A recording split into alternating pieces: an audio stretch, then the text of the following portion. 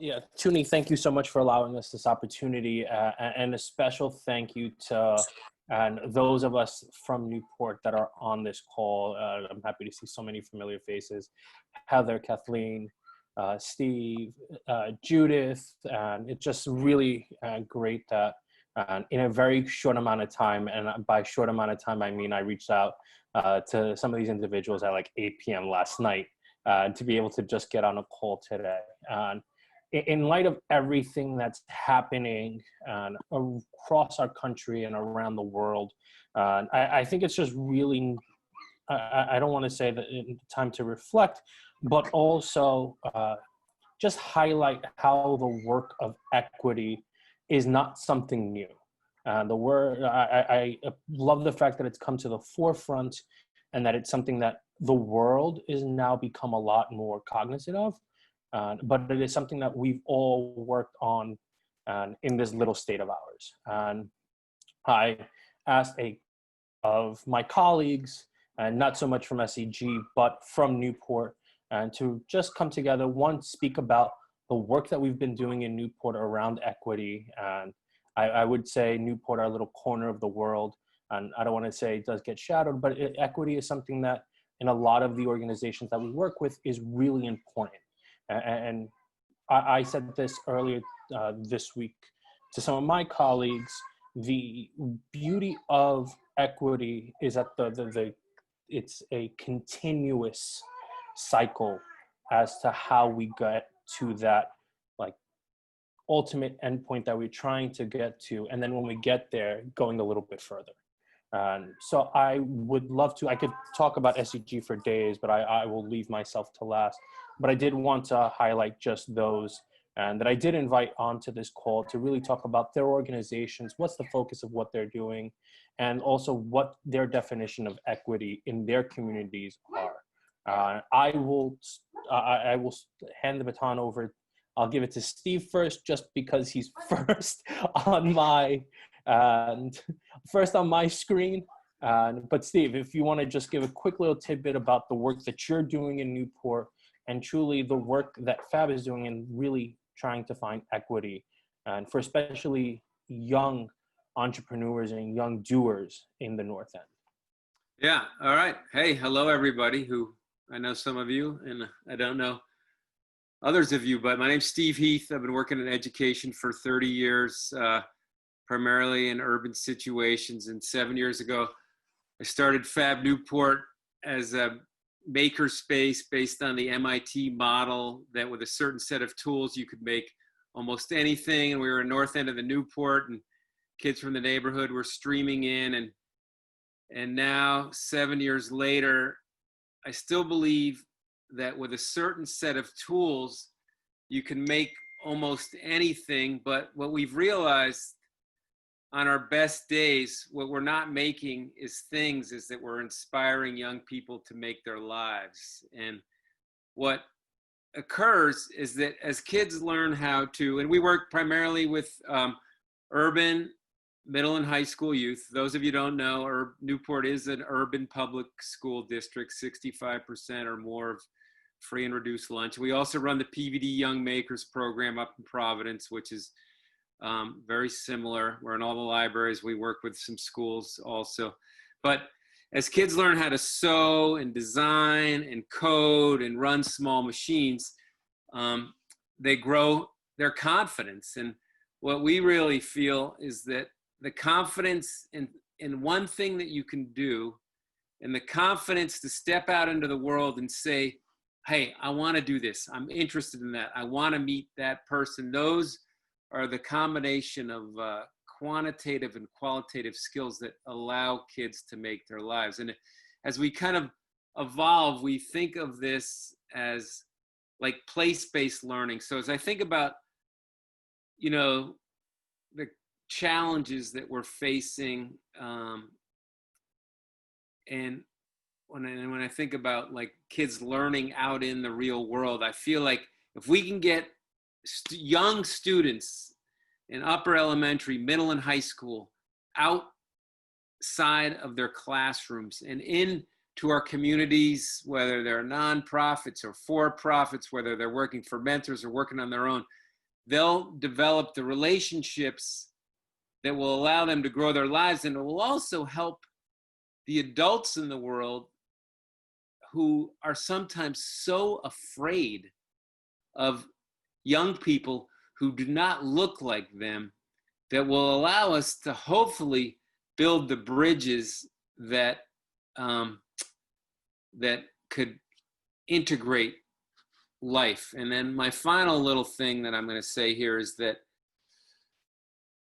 on a grand scale, I feel like the game that we have our kids play about this chase for test scores and grades is really an illusion that we're playing, and that we need to shower our kids with kindness, and that every kid who walks into a school or anywhere for that matter, the number one priority should be, are they safe? Do they feel like they belong? And do they have something they can engage in, as opposed to this constant pressure and fear of having to perform up to some expectations that the game is rigged for the, the elite.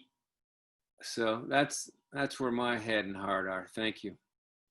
Next in my little Brady Bunch look, Kathleen from Newport Partnership for Families.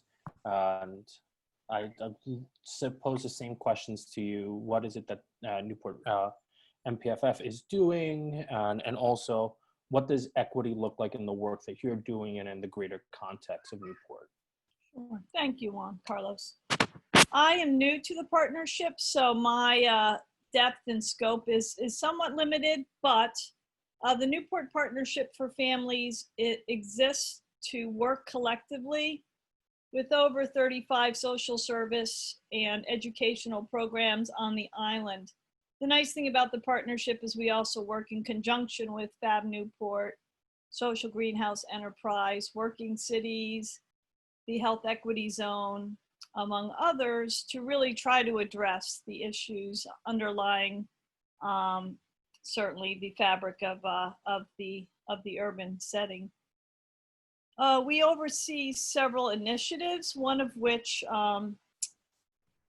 will be beginning shortly, which is our summer learning initiative. And that certainly is rooted in trying to create a equal playing field for all children, really to break the cycle that often gets lost in learning during the summer. We also oversee a program called C-Tree, which is chronic early absenteeism and truancy, which is really a direct action within our initiative to try to address the issues that certainly students fall behind at our middle and high school level of schooling. So we're really directly instituting programs to try to address issues of attendance within our school systems. We really are, again, trying to, through those outlets, to equal the playing field for our children. And certainly given the current situation, we are looking at a potential core initiative of being directly around social equity and justice as we move forward with our partnership. So we certainly appreciate having so many people around the table who are eager to work on this area.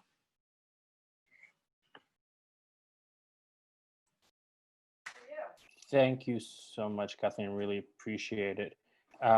As much as we are all like speaking, if anyone has any questions, feel free to just like let us know. We want to make this as much of a conversation as possible. But I do want also to invite Heather. I would want congratulate you. I saw your video just before coming on here, and it was extremely inspiring. And the message that you put out, and not only speaking for yourself, but also the Dr. Martin Luther King Center. So it was truly inspiring, and thank you for that. Thank you. And yeah, I mean, it's like we can't keep quiet about this. You know, we have to push forward, and everyone has to take responsibility for their part and change. So that's what I know I'm working really hard on, and I have been, but we all have a lot of work to do. So I understand that. Thank you. So did you want me to talk a little bit about the center? I would say since you have the mic, you might as well. Okay. So I can't see everybody that's on here, but I know the people I can see. I know most of you. But I'm the executive director of the Dr. Martin Luther King Community Center in Newport, where we fight hunger, we educate children, and we support children and families throughout Newport County through a variety of different community programs. And so we have a food pantry, a mobile food pantry, a food delivery program to seniors and homebound people in Newport County. We have a preschool, after school, and summer camp program. We are one of the recipients of the funding from the R3 program that Kathleen talked about through the Newport Partnership for Families. And we also have community programming, which includes fitness classes, lunch and learn for seniors, which educates seniors on a variety of different topics that help them live stronger lives. And we have a lot of different community dinners and you name it. We have a full spectrum of things we provide to Newport County. And Juan Carlos, can you drop the video link in the chat? I'm trying to pull it up now as Heather is speaking. Let me just, it's on YouTube. Okay, perfect, it's on YouTube. So are you going to talk about the pandemic and how that affected your communities? Because I know you were dealing with that big time, weren't you, Heather, with the food shortage? Yeah, and we still definitely are.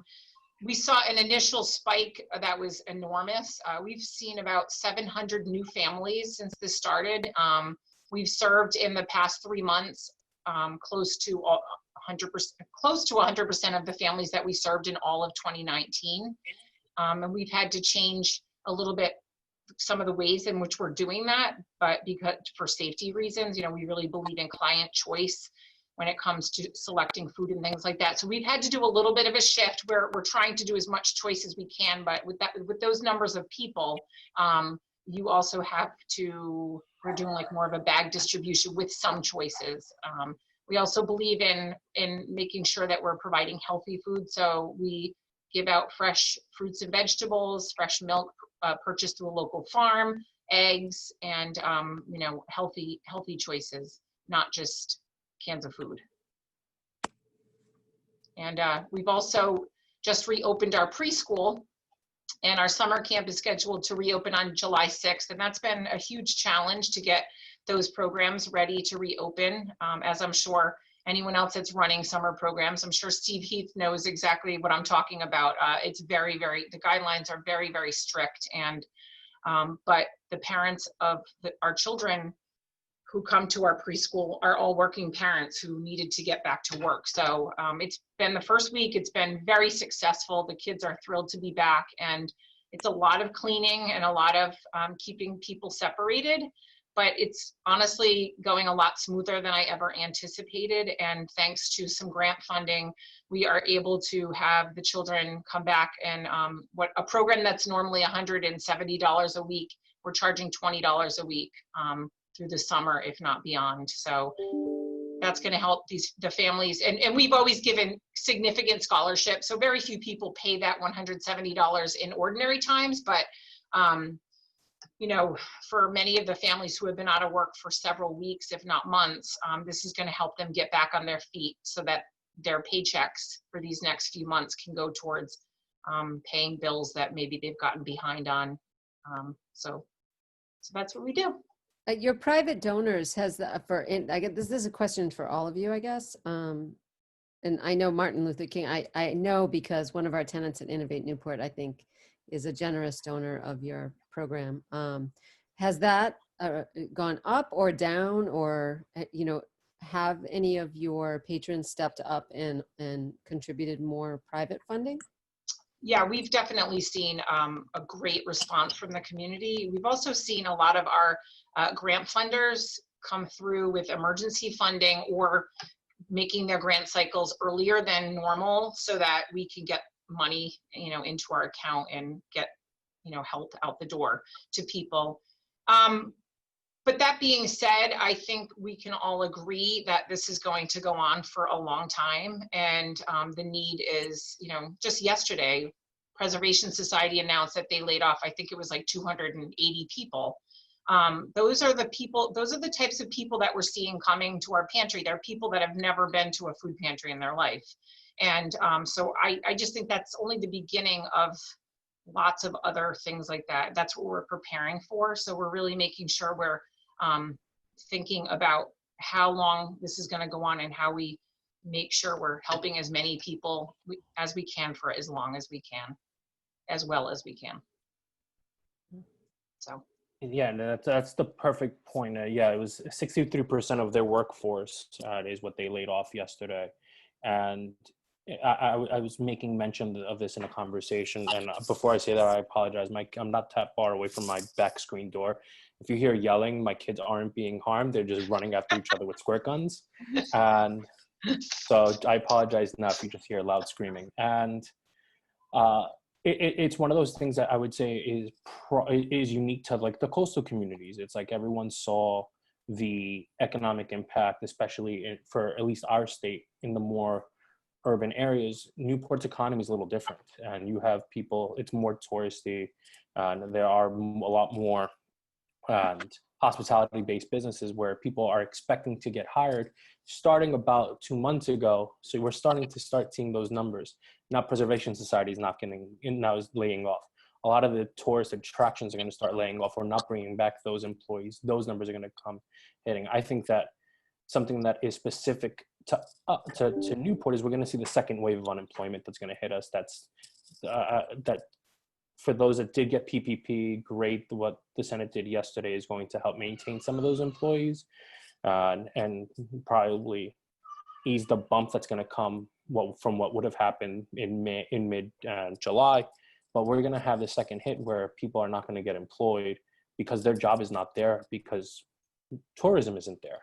And that's something that it's kind of funny that the doctor this afternoon said it in the governor's press conference where everything is so interconnected.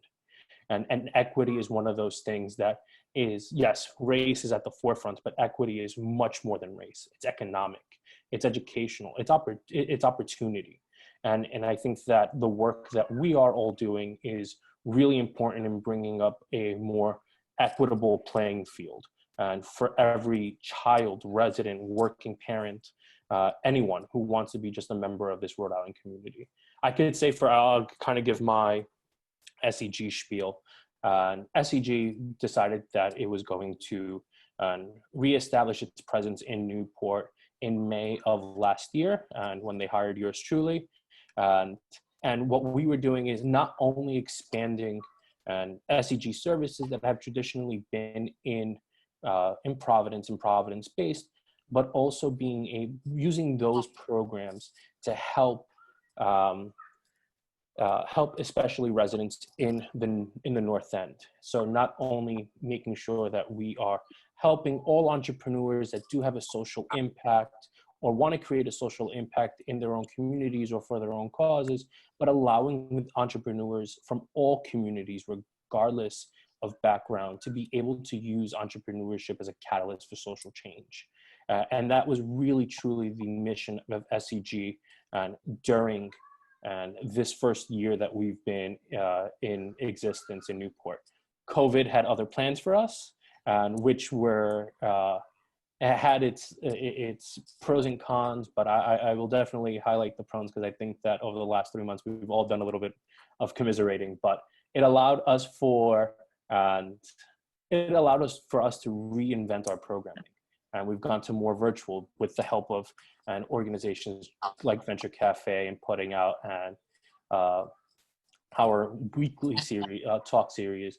But also we were able to help entrepreneurs that didn't have the time, whether it be because just didn't have a time at all, or maybe they got laid off. Maybe this is now the opportune time to be able to start their businesses. We dropped a lot of the social enterprise portion of our programming and made it available to everyone free. Pay what you can, but truly free of cost, and to make sure that people were able to start those businesses and make the changes while they actually had the opportunity to do so. Another thing that we did was actually partner with a bunch of Latino-based organizations like the Rhode Island Hispanic Chamber of Commerce, Commerce RI, and also SBDC, when we saw this big gap, especially at the beginning of all this, where we were putting out all this information really quickly, it wasn't available in Spanish.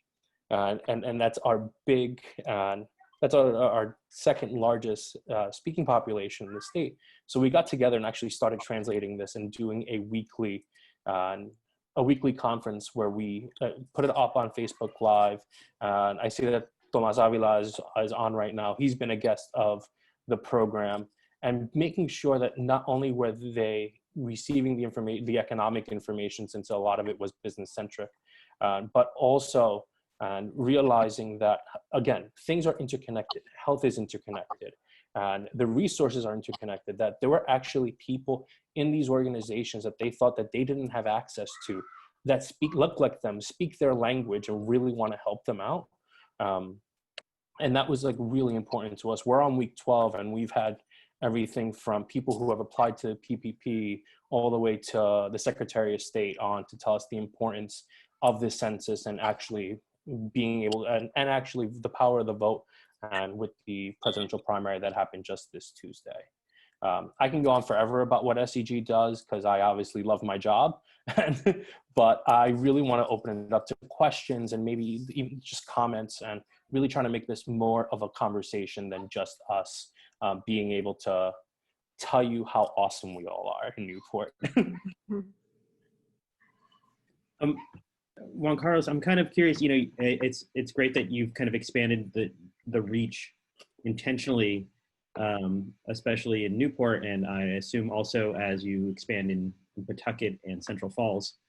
But how are you also trying to instill some of these ideals of social entrepreneurship, of maybe the triple bottom line, or aspects of that you think people can embrace, even if they don't have a traditional like social enterprise?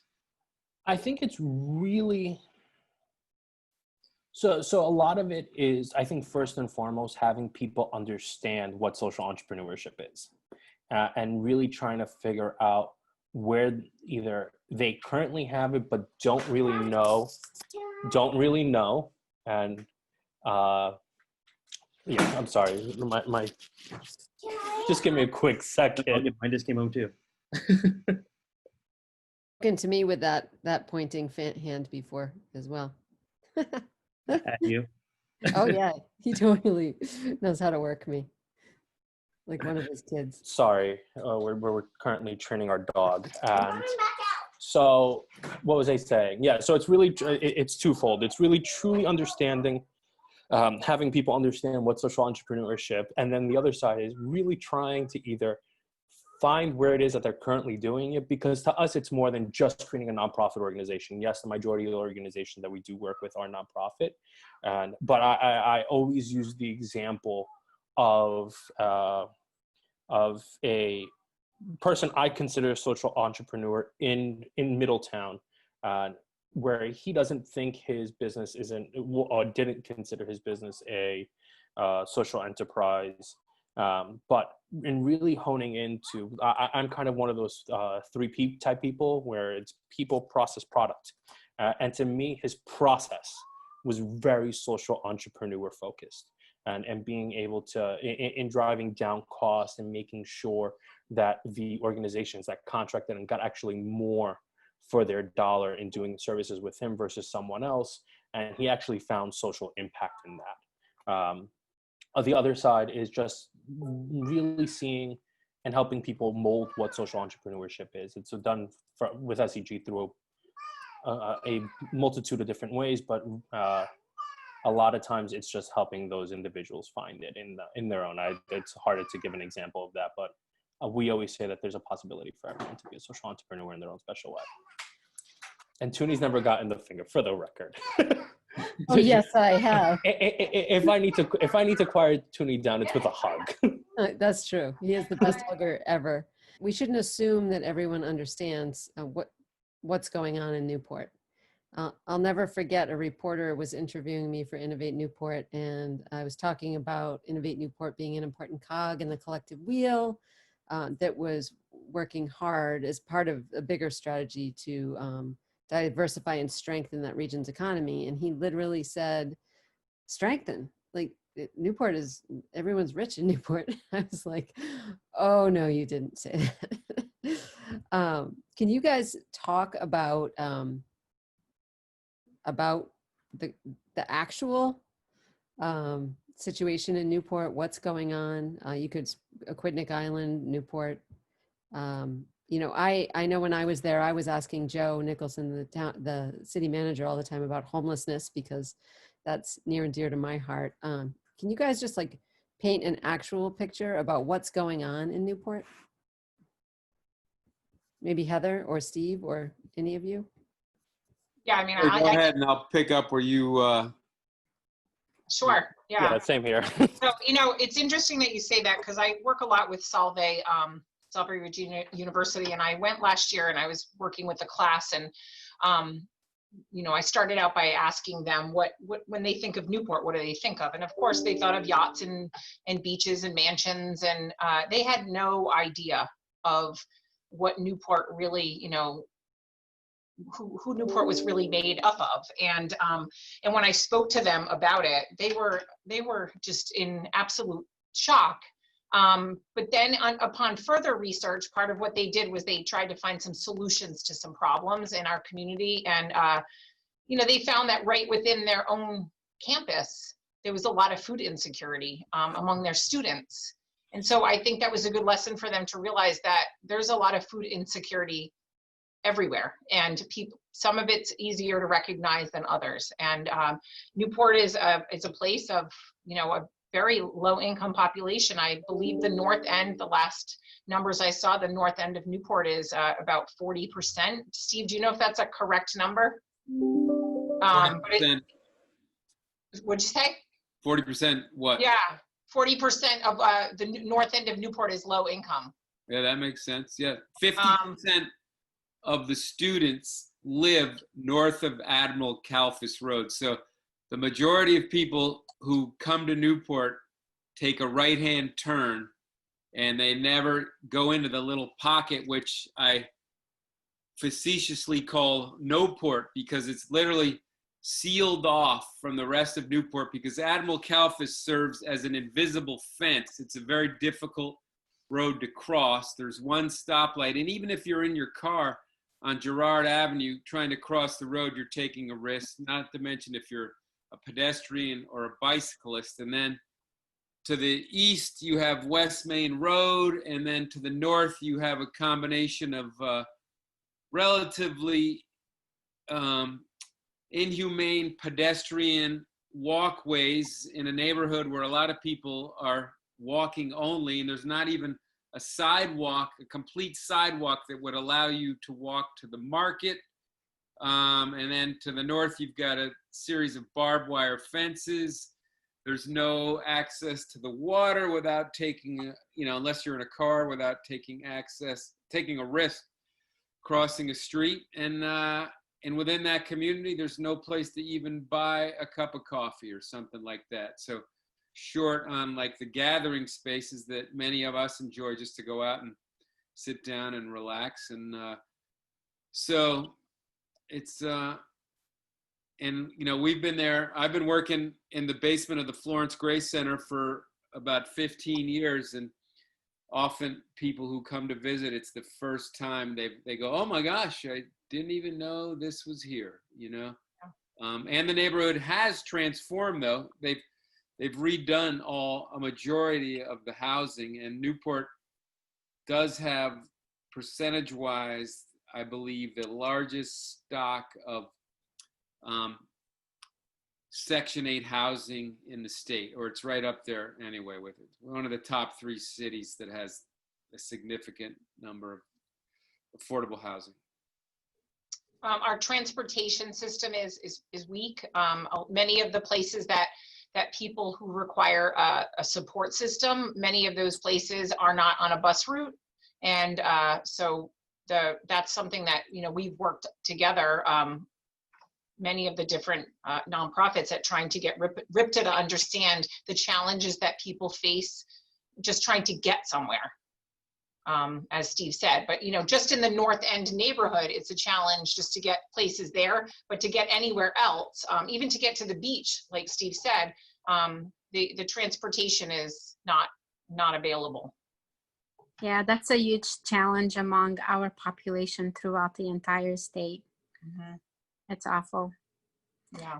I was in awe when we did Point in Time in Newport for the first time a few years ago, the disparity that exists there. We've always been asked to get into Newport because the need is great.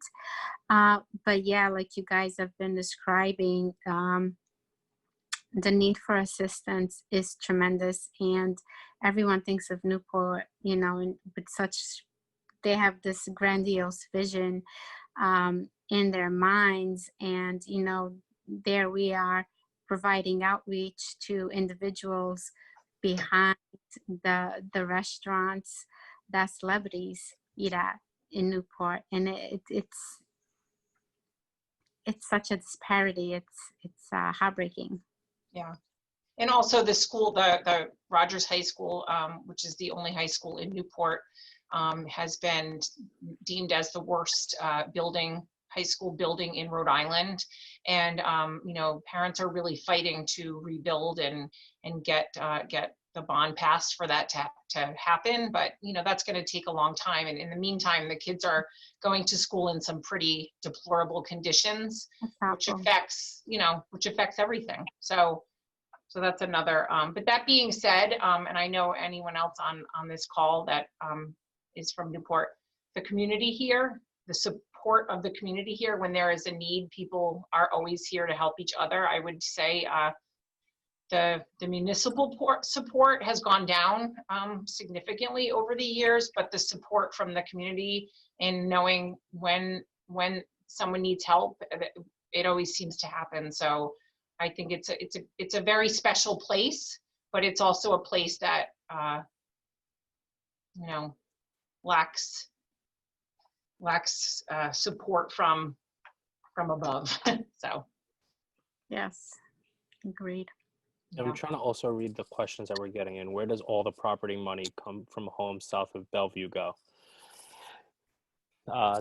Tax loopholes, and it's true. And yeah, we were doing, when we first came into Newport, we did a landscape analysis, and the census area that where the North End and the area off of Broadway, the median household income is actually $3,200 a year, versus if you do go the area right outside of Salve is 115.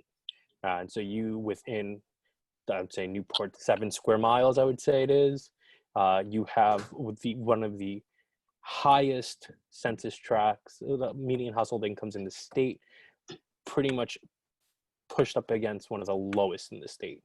And right, but also in that is to afford a 2-bedroom apartment in Newport, you know, you need to be making approximately $70,000 a year. So, yeah. And that's for an apartment. Who's making that? You know? So that's why we have families, you know, people that are several families sharing an apartment, you know, stories of 2-3 families in a 2-bedroom apartment together and things like that. I'm sure it's common, and not just here, but. And it's true. Avi, you were going to say something?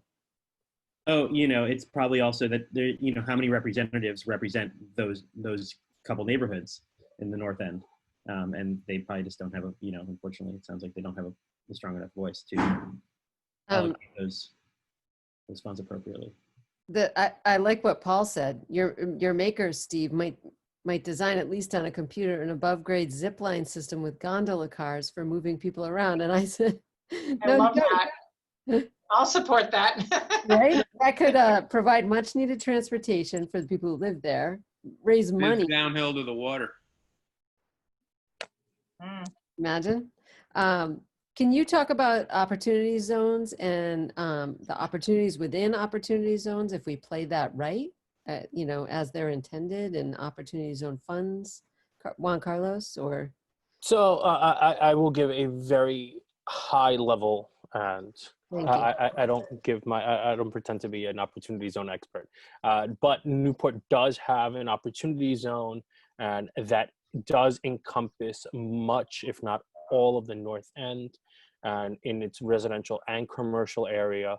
and the area that is currently, or what was formerly the Newport Grand Hotel, and the area that is going to be opened up by the Pell Bridge realignment program, which is a whole nother issue that we were going to go. I'll give very quick little snippet. So the ramp that comes off of the Newport Bridge is going to be redesigned, and in order to make it less crazy as it currently is designed, and where it was supposed to go into a state road, but obviously got cut off. And so it is supposed to make it a little bit more seamless. In doing that, it is going to open up quite a number of acres of space, and all that area is being deemed an opportunity zone. On top of that, it is being also classified by the state as an innovation zone, which is a little bit more spread out in the area to include, again, the residential, the commercial, the opening area. And Innovate Newport is the hub center that Tooney once ran, is also part. It also falls into that area, and some of the areas on Broadway. There are financial incentives in order to be able to invest in it, so people can invest in the zones, and the financials behind it. You'll have to reach out to, I believe Commerce is the one that does have the information on the actual and companies that are doing the investments into those programs. But there are tax benefits to investing into those programs for, I believe, a minimum of 10 years. Correct. Yeah, I remember that much, and for a minimum of 10 years. But a lot of it is having there's some pushback there's some pushback. There is some concern, and that investing, and as much as we want to develop brand new avenues for entrepreneurship and innovation, the area does encompass the North End, or really those residents that are I'm trying to say this in the best way. There are mostly lower socioeconomic households. You're dealing with mostly people who live in. It deals with the North End, that is the housing authority, and also a lot of Section 8 housing just in that area, and you're pushing it up against this new development project, which has brought some, and I don't want to say animosity, because there are people who are trying to do something positive out of it, but there is a little bit of tension between the two. Steve, I know that you're working a lot with some of the residents that are really trying to get a community benefits agreement and between the residents of the North End and the developer group. There was a moratorium that was in place by the city council. I know in my last check, there was I believe it did expire, and I don't think that there was an extension of it, but it did expire in the wake of COVID. So I don't know whether or not how things are progressing and moving forward. Sorry, that just shows how interconnected everything is, which was my original statement on everything. And Steve, do you have anything to say about like the residents that are really trying to working with the developers in ensuring that it's equitable for them? I know the work's going on. They're working with a consultant. There's been a couple of meetings, but I do not have those details. Some of the residents do want to see some change, or even the developers being able to address some of the concerns that they have. Like I always say, the one thing, and Steve said it perfectly, there's no coffee shop, there's no readily accessible grocery store in the North End. The commercial area doesn't exist. And I always say every good neighborhood has their good bodega, but I also am a kid that grew up in New York City, so there's one on every single block. And so it's one of those things where the residents don't have a place for entrepreneurship. They don't have a place that is that they can make their own. The commercial area, that there is a commercial, your traditional commercial shopping strip, and with Walmart and stores that are closing day after day, which is kind of sad to see. And a lot of these places are the employers for a lot of the North End residents. Can you, Kathleen, Juan Carlos, Steve, talk about stuff that's working, progress that's being made in that region, or that we're not really talking about the greater Newport region, we're really Newport specific with this conversation, but where you've got some traction? I know like Rob Young's program at Rogers seems to be going really well. Any examples? Obviously you, Steve, are always all in.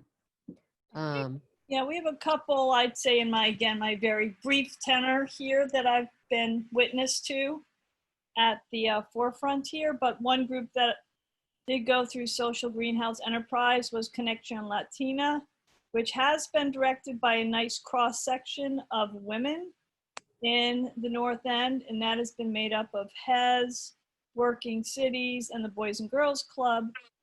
Through Connection Latina, they really fed through this COVID crisis over 200 families since mid-March, that they're still continuing to distribute food and gift cards and other supplies directly to the Hispanic community.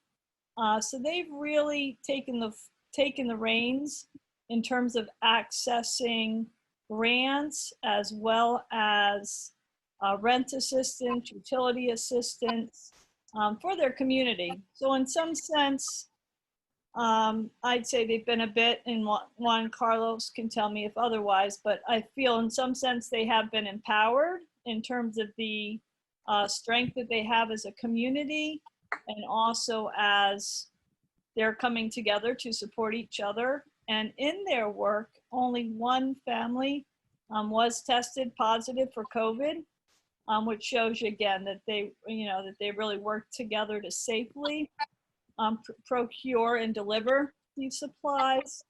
My other very quick piece is seeing AmeriCorps in action this past year, which Steve has been intimately involved with the oversight of, but AmeriCorps also falls under the guidance of CTRI, which is the chronic early absenteeism and truancy work. AmeriCorps will be presenting at our end of year meeting on Monday, but they've made tremendous strides in working directly with the children and the families, and really showing an uptick in a quick year of progress in the work that they've been doing.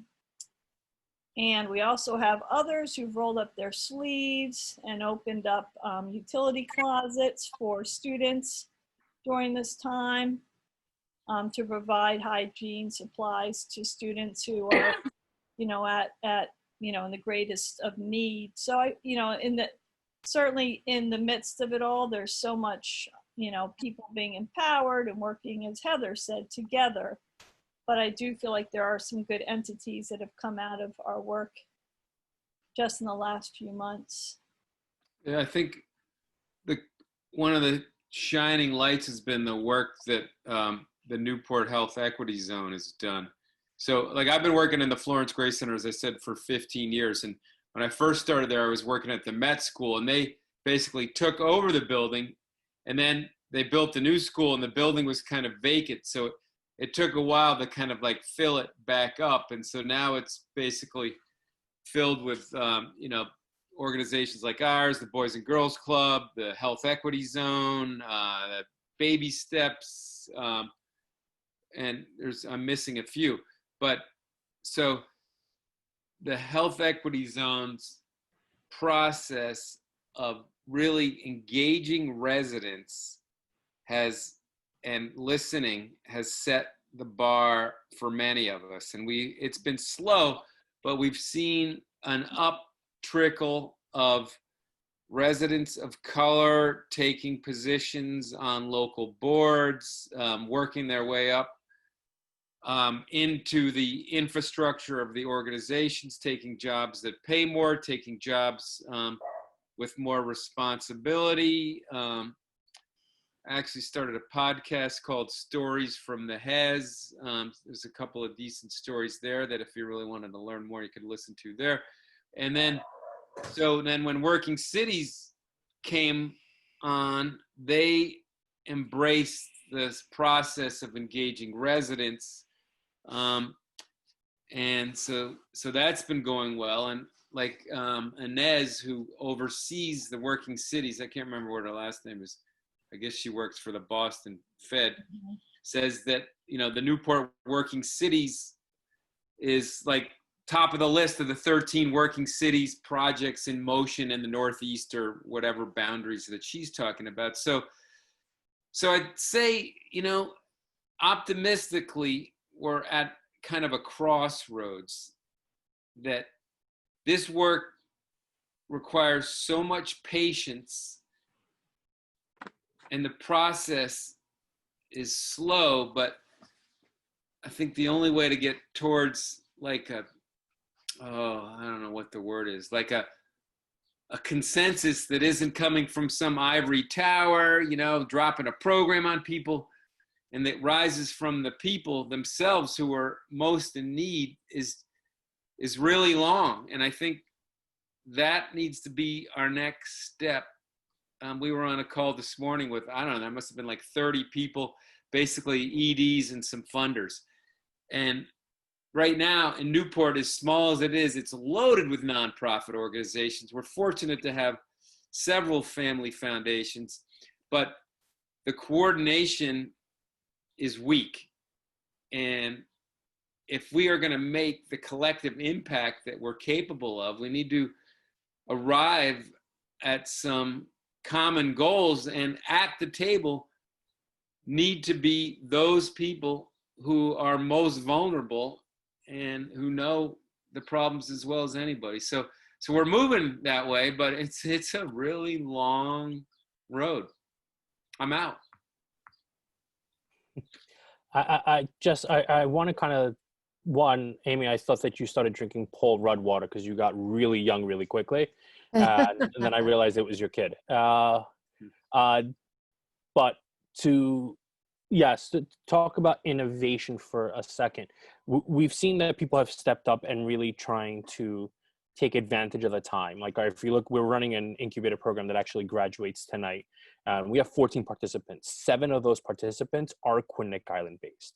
And this is a program that we're running statewide. We've had statewide, regional, it's regional, and then we had one participant from LA, and which we were really excited about. But it covers everything. The innovation that's had, like we have people, to me, innovation is not only in today's economy, creating a mom and pop shop has to be innovative, because it's got to be able to test and put up against your as I call them, Wally Worlds and Tarjays, and being able to really stand the test of time. So really helping entrepreneurs or just people who really want to start a business and set themselves apart, all the way to people who, the one participant who's developing security software for small aviation products, your small propeller planes to your drones. And so the innovation is there, the people are there. It's just really trying to get them out to want to do it and being told that they can do it, which kind of ties into what Steve and Kathleen were saying, where one of the biggest things that we're seeing a lot more of is representation. Conexión Latina Newport is one of those great examples, and where, yes, like she said, a group of women who are really trying to address some actual concerns and finding innovative ways to make sure that the population that they represent are counted. And that is electing officials, getting onto boards, and they're doing all of that. And really wanting to find different ways and different partners that are going to be able to address concerns for the 22nd century. And I think that that's like the next step for at least myself. We have our accelerator program that we traditionally help businesses to take it to the next step. I know that Judith and I have had conversations about how do we really design a program and how do we make it Newport centric and truly address environmental concerns, blue tech concerns. We've had conversations with Toby from Salve Regina about how do we really make, how do we not only make, great, New Bedford is there and they're taking the example or leading the way on certain things, but how do we make this like pearl, this gem that we have of a city and all of its problems, the actual hub for all types of innovation across the country, or at least on the Eastern Seaboard, and making sure that we are creating an environment, a space that we ride. Again, it's going to sound so cheesy because, and we are a port city, but it's like, how do we raise all boats with the tides? And that's really going to be the great thing. And to quote a good friend of, especially Toonie and I, Sarah Atkins, we are small enough that we can test and we are big enough to matter. And when it comes to being able to do stuff in Newport.